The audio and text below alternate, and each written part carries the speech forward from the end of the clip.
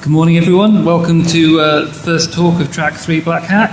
I'd like to introduce Dmitry, Chastuhin and Alexander Bolshev, who will be presenting With Big Data Comes Big Responsibility, Practical Exploiting of MDX Injections. Thanks. Hello. Okay. Hi, my name is Dmitry. This is my colleague Alexander. We work in European scan company. Today we will tell you about OLAP and MDX technology and how an attacker can compromise the critical data using this technology. As I said, my name is Dmitry.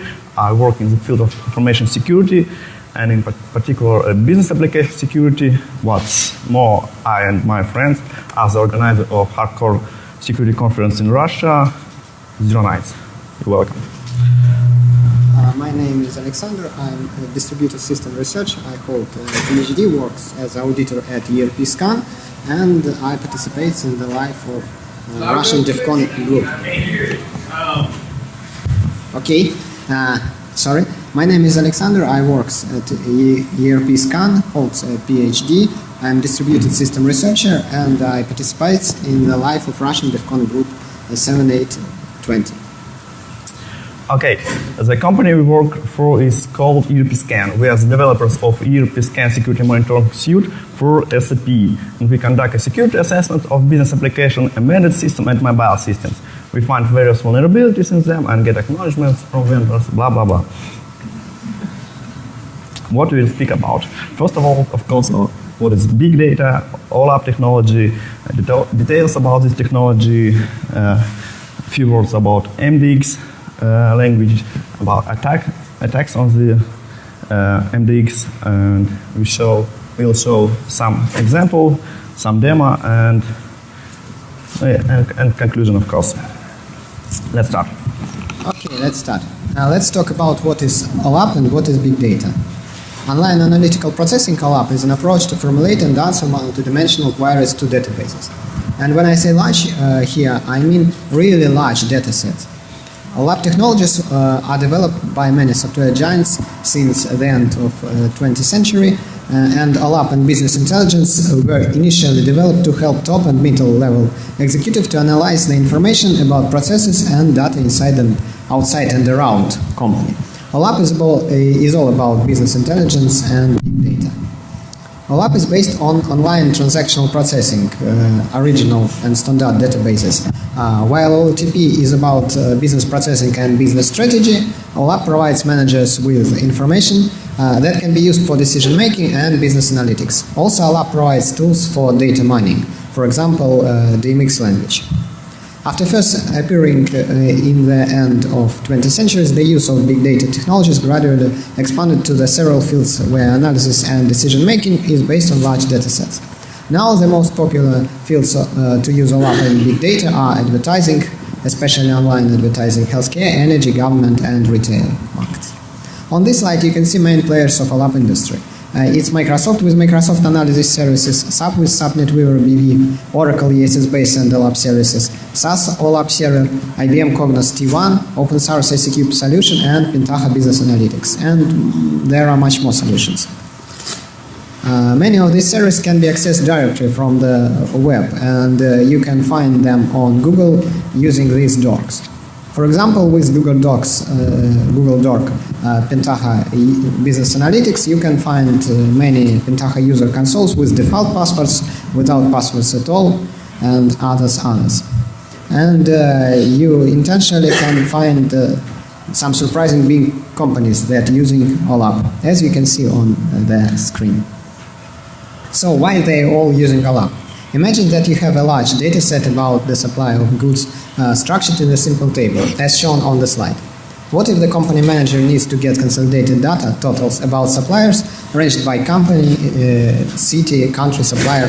Cannot really be imagined in 2 dimensions, which is usually used in OLTP databases. What will happen if we also need the information requested above versus customers or trade routes? Okay, now we in 4 or more dimensions. Welcome to the OLAP and MDX world. Looks a bit crazy, yeah? Now the cube idea will help us. The data is presented as 3-dimensional or more n-dimensional structure. For example, this picture shows a cube which is created in accordance with data from the previous slides.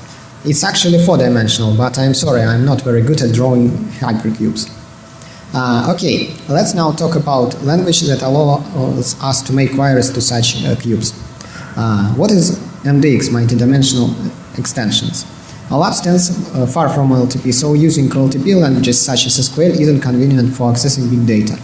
So MDX was created to replace SQL in this area. You might remember that SQL was not originally intended for programmers.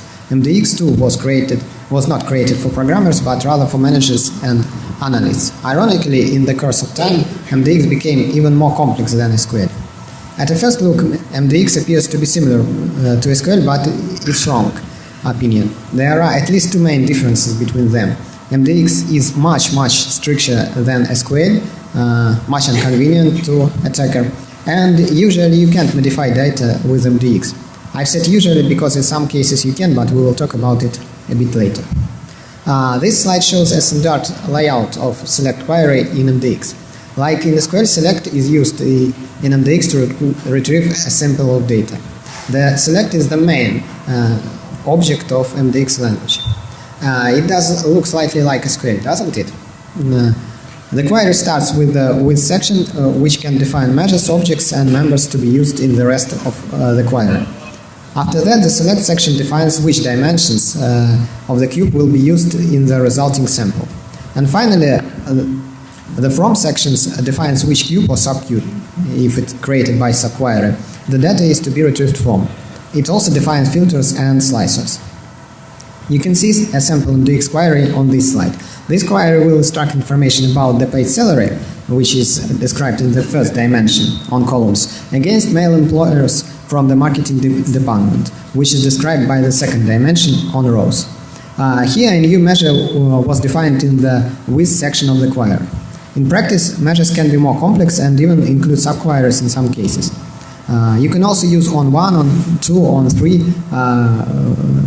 without dimensions. The data is queried from the cube called HR, and the widest filter is selected, all members of the store. Okay, now we've written a simple query. How it will be processed in big data system. As was mentioned earlier, in the most common case, OLAP is based on OLTP. When you write an MDX query and send it to OLAP server, it's picked up by MDX analyzer or interpreter. It converts the MDX query into MDXML query. We will talk about this XML for analysis a bit later. And send it to OLTP. OLTP can process the query directly or convert it to the set of SQL or some other, for example, NoSQL queries. The resulting data is gathered and sent back to the application. Many OLAP service works in the way is depicted on the slide. Now we know enough to plan how we can attack MDX. Imagine that we have a vulnerable application that fails to filter user input and processes it directly into some parts of MDX query. What are the vectors we have? We can attack MDXML with good old XXE injections and other fun XML attacks. We can use pure MDX injections to gather or even modify sensitive data that was not supposed to be accessible by vulnerable application. Also, we can use MDX extensions, user-defined functions to expand the attack and even get remote code execution and other funny and evil stuff on the vulnerable system. Okay, now let's talk about how to inject. What features will help us in MDX injections? In MDX, like in SQL, there are two types of commentaries: single line -- space -- and multi-line *****. Also, we can use subqueries to create subcubes in the from part of the query, so we can expand our attack. There are several built-in functions that work in many dialects of MDX, and with these functions we can crawl dimensions and re-engineer the cube structure. These functions may be parent, default member, first child, last child, and others. MDX injections are a bit different than SQL. In SQL, we in most cases inject into the select and where part of the query. In MDX, due to language specifics, the application can insert user input into 3 different parts of the query, in most common cases, of course, as shown on the slide: into the members definition, into the dimension specification, and into the where filter or slicer. So we have 3 possible types of MDX injections with possible results. if we are able to inject into pre-select section, we can do almost everything, with the exception of data modification. If we can inject into the select section, we can gain partial information about cube metadata and gain access to unexpected and confidential data. And we can also access other cubes, of course. In the where section, you can only use blind MDX injections, and we will show you how. And of course, you can call user-defined functions in any of these sections. Here is an example of simple MDX injection into the first section, pre-select section.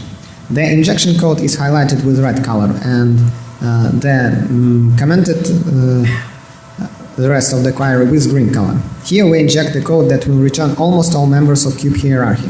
We are using special built-in keywords of MDX, such as dimension count, unique name, current member, and members, which will allow us to access cube hierarchy metadata. Another example describes the situation where we can only inject into the dimension specification of the select section. As you remember, in the original query, the application specified, for example, with combo box, it can be displayed on the combo box, the gender of an employer. We can inject into the query through the value of this hypothetical combo box, and we can slightly modify the query so it will return not only the employer's salary, but also system usernames or possibly passwords, if it remains in the cube, of course. This is not a rare case. Often the cubes are created semi-automatically based on OLTP datasets, so passwords will remain in OLAP data too. Let's talk a bit some cool features of MDX that will help us in process of injecting queries. First, as in many SQL dialects, you can start a multi-line commentary with slash and asterisk, and you don't need to end it with asterisk slash. Also, you can use dimensions keyword to access cube dimensions, and lookup cube keyword provides you to access to another cube. The descendants keywords help you to get all data about and around the member. And if you need to pass data between queries and subqueries through a different part of the query, you can use strings to string functions such as set to str or str to set and others to convert members and objects to string and from strings. Also, there are blind MDX injections, and we will show you a simple technique. On this slide, you can see the query that will return null when there is no login with this starting substring, and something when it exists. You can use inst MDX function to speed up the process, and if you re-engineer the cube structure with blind injections, you can use less and greater operators to speed up the process. Funny thing, in Microsoft Analysis Services, this is a correct MDX query. Yes, it's correct and can be run from a user with least privileges. So if you control pre-select or the beginning of select part of the query, you'll probably be able to retrieve all cube data and structure. That can also be possible in several cases when you inject in ASP.NET applications if they don't use LinkQ and using raw MDX. Microsoft always puts us in the position of this cat with such features. So when you write application for Microsoft Analysis Services, double check the input data if you are using plain MDX queries. And a couple slides about data modification. MDX isn't a SQL, and normally you can modify data with MDX.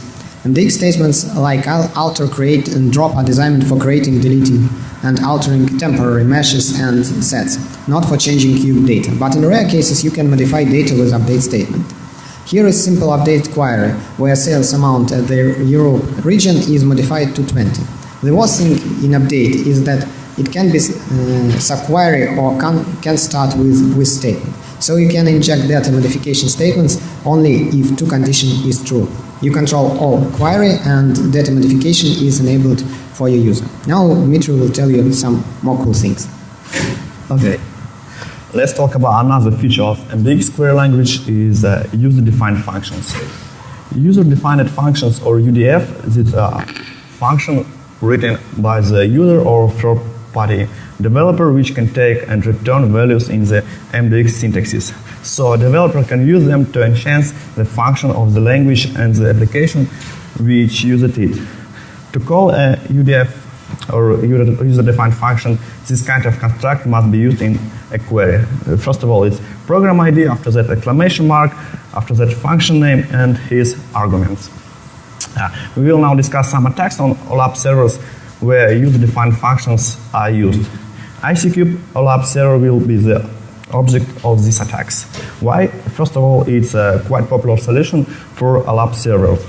Second, it has a free community edition, and finally, the solution is a cross-platform because it's written on Java. The developers claims it to be fast, reliable, and secure. Another advantage of this software is that it's shipped with a lot of utilities for developing and debugging queries, creating web reports, and so on. So sum up, the availability of this solution is why we have chosen it. This how work with an OLAP server looks for the end user. Fancy HTML5 diagrams and checkboxes, pretty cool interface, allow working with the multidimensional data conveniently and generating queries very easily. And this is how the client working with OLAP look for anyone who looks into a sniffer. Of course, MDX is appropriate language to be used in queries, but it's not the surprising part. Can you see the MDX parameter in the post request? It contains the whole MDX query. It means the attacker need not bother with searching for injection parameters and bypassing filters. They just need to understand which queues, measures, members are there and compose the correct query. However, we are interested in user-defined functions right now, so we turn to them. So, and ICCube is Java application. Well, then maybe Java function will serve as user-defined. Let's try to call math.py using the common entry format. J as program ID, after the exclamation mark, and math.py. You can see the full entry on this slide as well as the result. The server has successfully replied with the value of pi. Rejoice looks like we can call public static Java function. Let's try the obvious get property method. And here is the part where we got through our first fail. We got an unknown method error. And we tried a couple more cheesy functions and concluded that the developer had restricted access for MDX to all dangerous methods and functions and left to us just boring classes like a math. However, official documentation contains a subtle hint that much more than math is possible if you add the desired classes to the server directory called lib. It was only logical to have a look at the jar files which we already contained in the directory and decompile them and find something interesting. And we find it. For example, jar file commands io1.4 contained a method read file to string, which allow us read any file from the OLAP server. Okay, let's try to read a file called 111.txt, which contains text hello MDX. The text has to be displayed somewhere, so we will cause a wrong dimension name error, and that's how we can read the content from file. This slide shows the final file read query is a select statement where we call user-defined function read file to string. And this slide shows the result of our works. You can see that the server returned an error. Hello MDX is neither a dimension not in hierarchy within the cube. We got an error which contains the file content.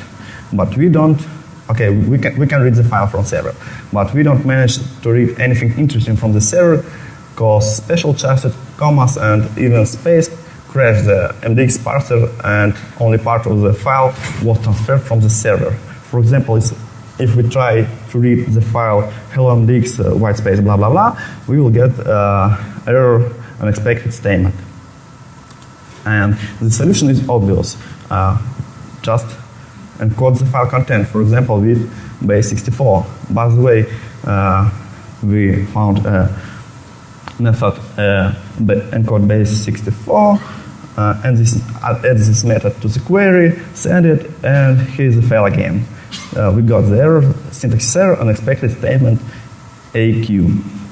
The base 64 string probably contains an AQ sequence, which means equivalent in MDX. Okay, encode file content twice, and got the error again.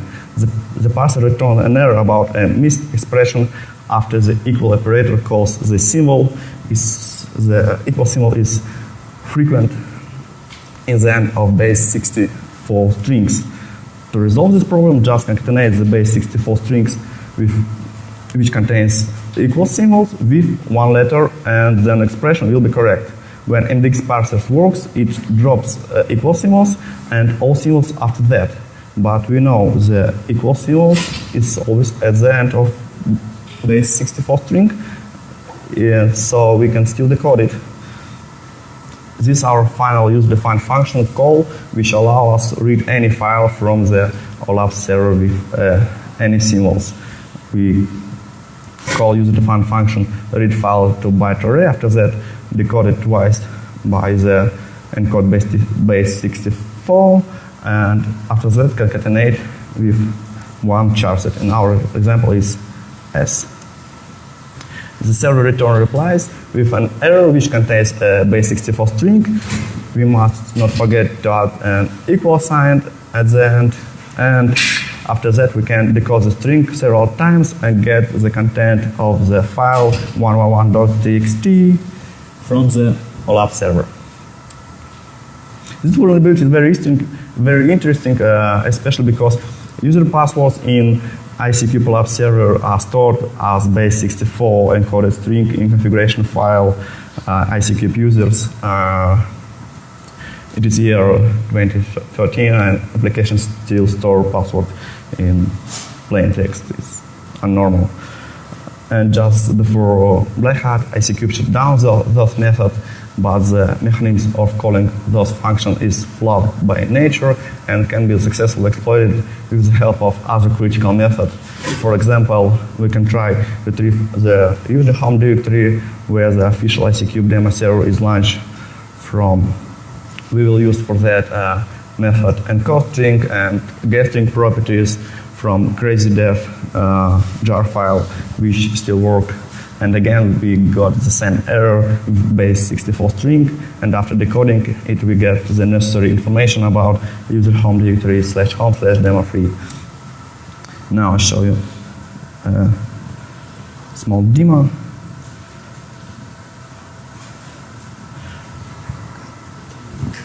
Oops.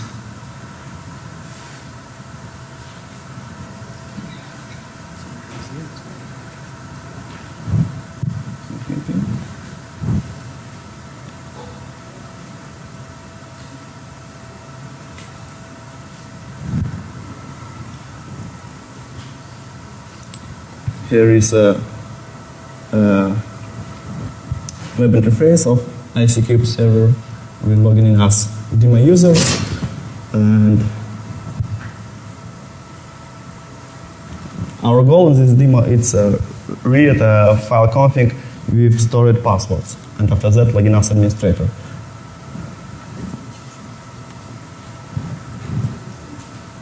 Okay, now we're typing I don't know.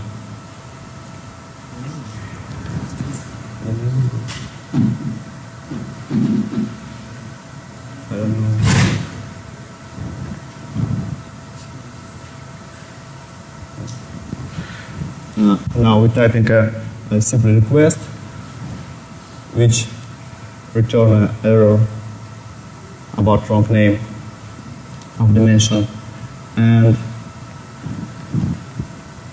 now there's a user-defined function which return a user home directory path.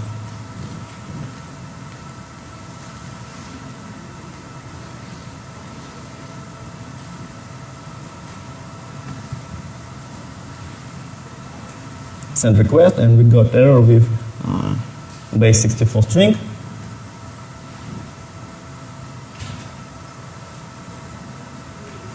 Now we decode them.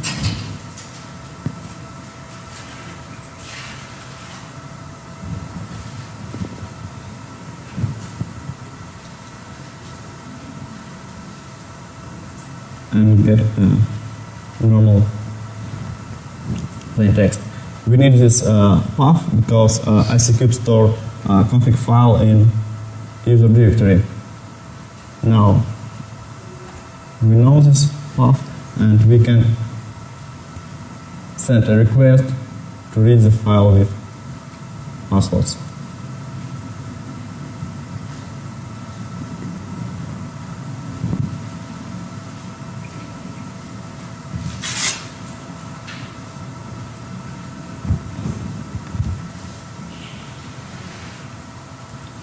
Oops. I forgot double quote.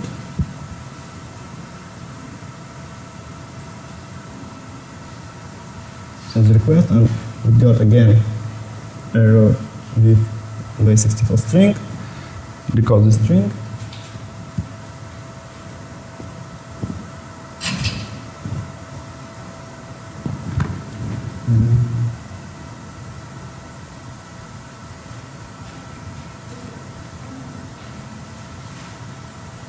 Decode the string several times. And finally, we get a configuration file with usernames, passwords, role names. After that, decode the passwords, and we can successfully log in as administrator.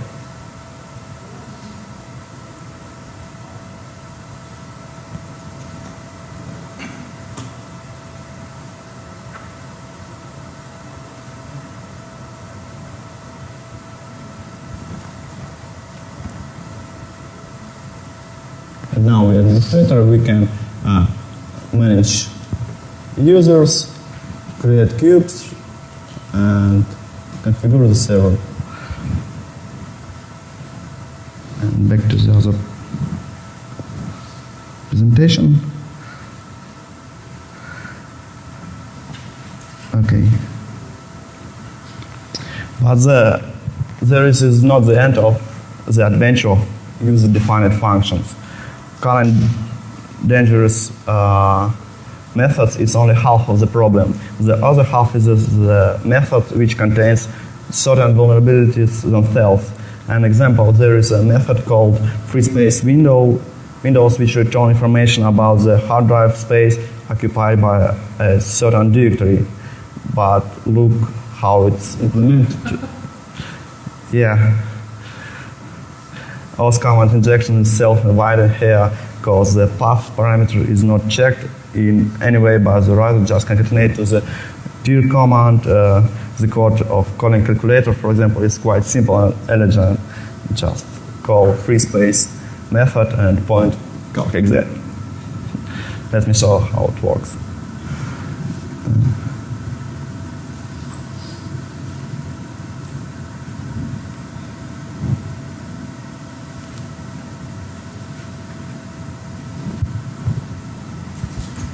Again, we have an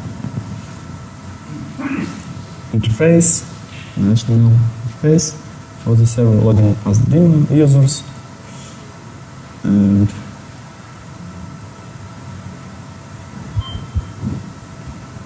make a request.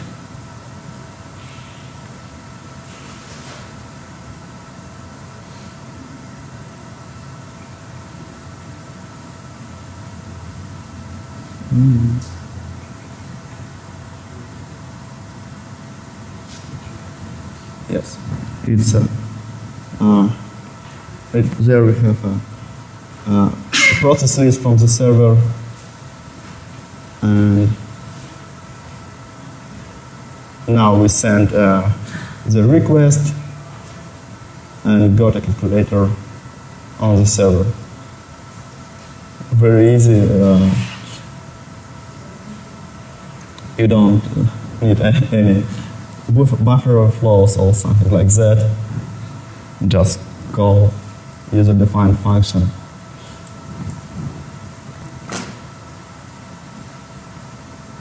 There is, if you can see.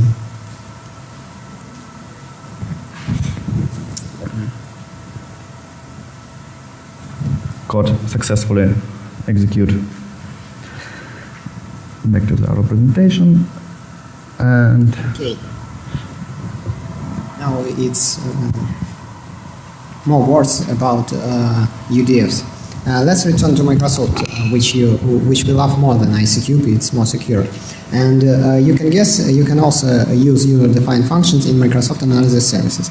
In the older versions of it, pre-SQL Server 2005 Service Pack 1, you can use library keyword to load type libraries, ActiveX controls, and even executable files to load libraries with user-defined functions. Thanks God, this functionality was removed in SQL Server 2005. But in modern versions of SQL Server, you can still extend MDX functionality, but now with third-party .NET libraries.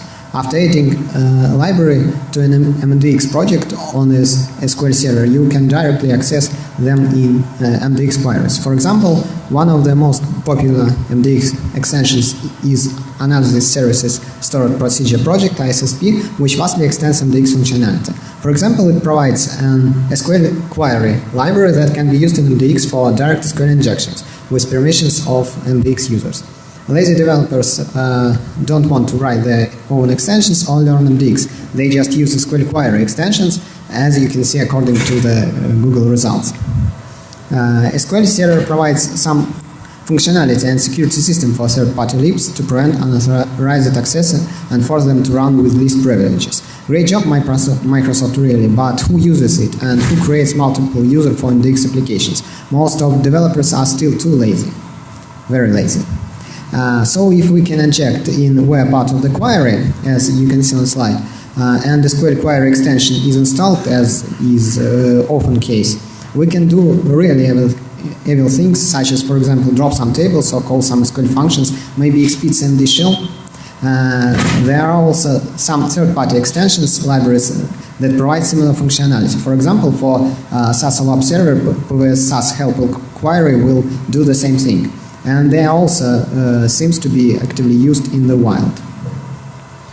And now Dmitry part again. And I would like to leave MDX alone for a while and introduce you to XML for analysis. XML for analysis, also called MDXML, is a standard which describes the capabilities of transferring MDX requests into XML messages. XML-A is based on XML, SOAP, and HTTP. XML-A was developed to be as simple as it possible, so it only contains two SOAP methods, execute and discover. In accordance with the name, the discover method is necessary to discover which entities are present in the cube, what they are called, and how large they are. Within this method, the user may specify which entity of the OLAP server he wishes to know better. This is how typical discover query looks. The query includes the directory name and the format and so on. This method can be most useful to know the names of existing cubes and determine the most interesting dimensions and methods in them. This screenshot shows the query to retrieve the names of the cubes presented in SAP ERP systems. You can see that the replies include the cube's name as well as information about the owner, update date and description and so on. The second method, execute, is more interesting. It has two parameters, a command to specify the MDX command to OLAP server and properties to, of course, specify the properties like directory names, timeouts and others.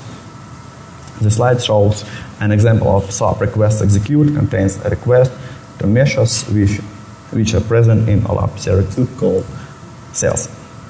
Back to the attack now. XML for analysis is still good old XML, and all classic attacks are applicable for XML. For example, tag injection, XML external entity, XML bomb, XLST code injections. Let's study one of them using the example of the OLAP server and the XML service of the SAP ERP system. Upon setting, if you send a request to the by the CRI to SAP, WSDL contains the description of method discovery and execute. Let's try a classic one XML attack called XML external entity or XXE. We will try to read file from the SAP operating system hard drive, we inject a foo as request entity and hope to get an error containing the context file of the file called passwords.txt. Indeed, it happens, the file is successfully read and inserted into the request.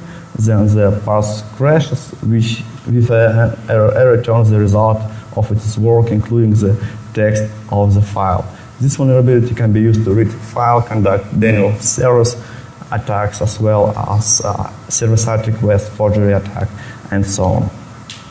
Another example of this attack on the OLAP server through XML and MDX, we show them on the other popular OLAP server called Pentaho. Pentaho OLAP server also open source solution. We found a lot of Pentaho OLAP services in the internet, so any can use Google Doc, which we showed on previous slides, to find this OLAP server. Pentaho transfers the request into the cube as XML into JSON and calls this technique MQL. That's how Pentaho looks for the end users. Again, HTML5 interface with when user can easily create a request.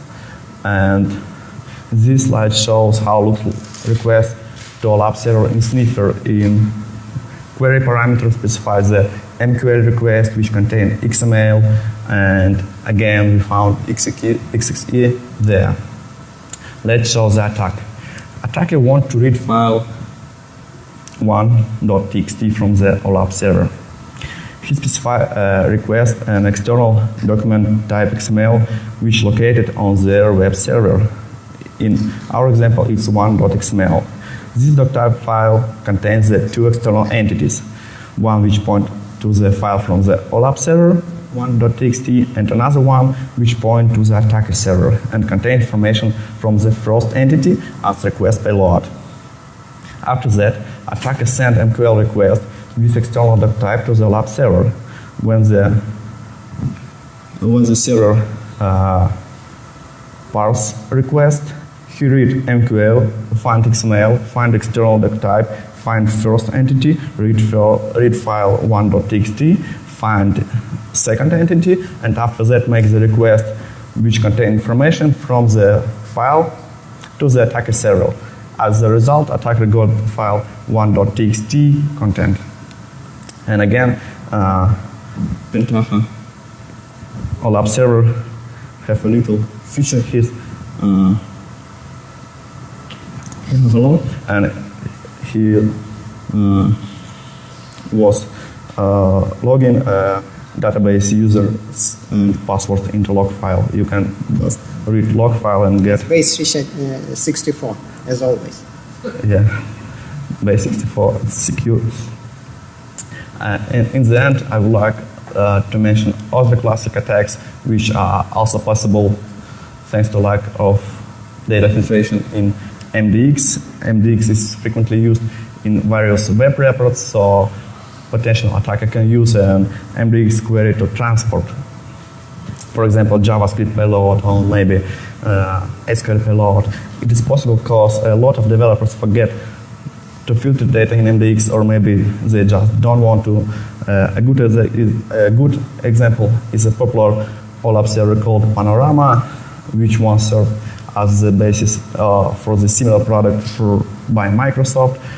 There is a typical query for taking a data sample out of cube in Panorama OLAP server. There is not true select statement, but if you look closely, there are sections in the query which is responsible for dimensions, rows and columns. It means that an attacker can try to inject MDX operators in the sections too. You can also see on this slide that the attacker can easily use JavaScript code in place of cube names or member names. The code will successfully pass the filter and will be executed in the current domain context. Thus, MDX is the battlefield for most known attacks and especially for web-relevant attacks. And conclusion, blah, blah, blah. To sum up, MDX is a very popular language in business intelligence and is the main query language which is used to retrieving data from InfoCubes and OLAP servers as whole. It does not have decent alternative now, MDX resembles SQL a lot, but there are a lot of difference both in semantics and in syntaxes. Moreover, the developers of business intelligence applications have forgotten about security from some reasons. They send along all data sample queries without any filtering. Vulnerabilities and error in MDX query processing can lead to dire consequences like data stealing, file reading, privilege escalation, remote code execution, various SQL and JavaScript code injection, etc.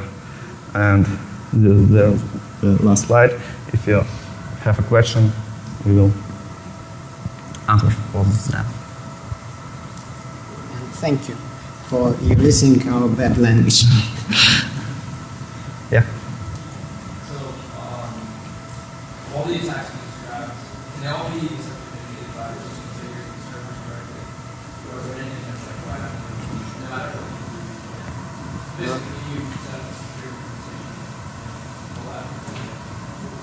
If you are using Microsoft analysis services or SaaS analysis services, you can configure the server correctly and all attacks will be mitigated.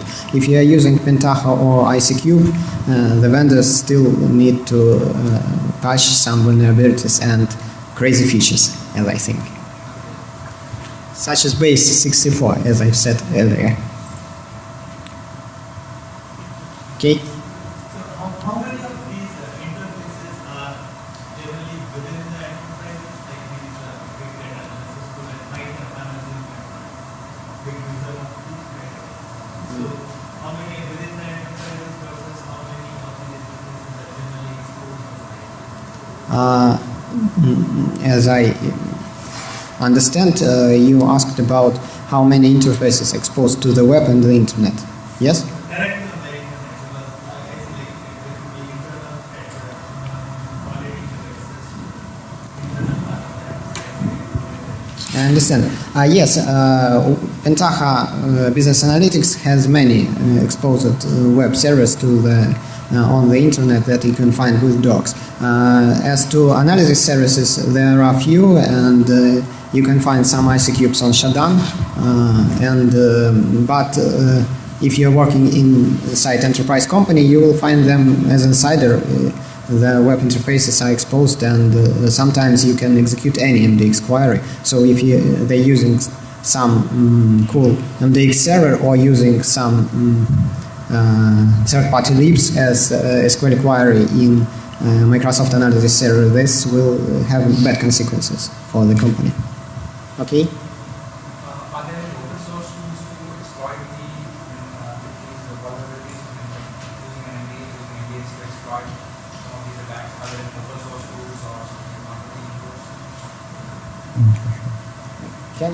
Can you be a bit louder, please? Or use Microsoft. I just want to know if there are any open source alternatives to ERP scan.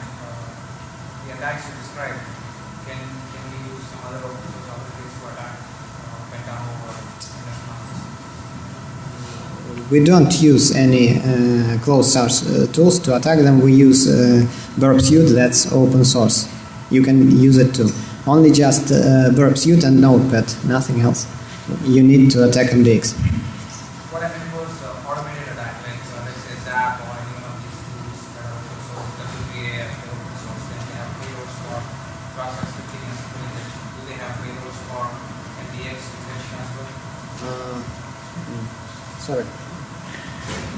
Maybe you can answer on your question a little bit later Yeah, sure. in core.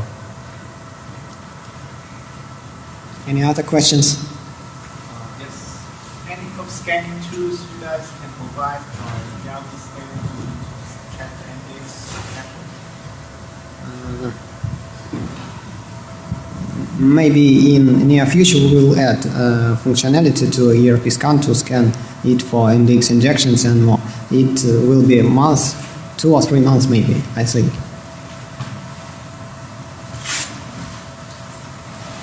No question. Thank you very much. Okay, thank you very much again. Thank you.